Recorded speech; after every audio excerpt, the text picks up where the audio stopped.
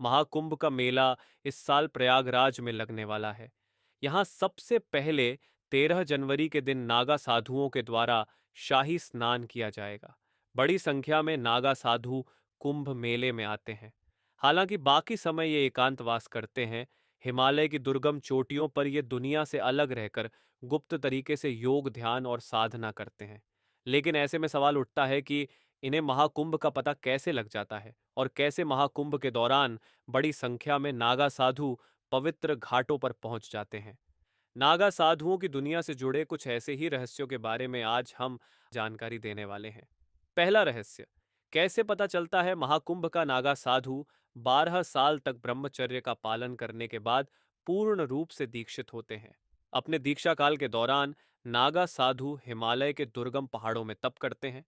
लेकिन जब भी महाकुंभ का स्नान होता है तो रहस्यमयी तरीके से ये उस स्थान पर पहुंच जाते हैं।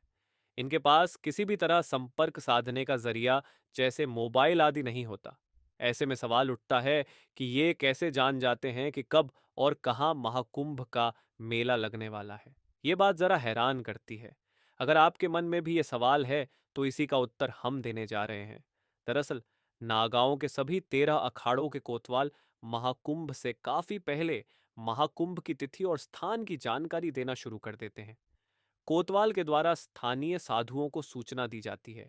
इसके बाद श्रृंखला बनती रहती है और धीरे धीरे दूर दराज में साधना कर रहे नागा साधुओं तक भी सूचना पहुंच जाती है। इसके बाद नागा साधु उस स्थान की ओर कूच करना शुरू कर देते हैं जहां महाकुंभ लगने वाला है। वहीं कुछ लोग ये भी मानते हैं कि योग से सिद्धियां पाए नागा साधुओं को ग्रह नक्षत्रों की चाल से ही महाकुंभ की तिथि और स्थान का पता लग जाता है। दूसरा रहस्य, नागाओं की धुनी का रहस्य, जहां भी नागा साधु डेरा डालते हैं वहां धुनी अवश्य जलाते हैं।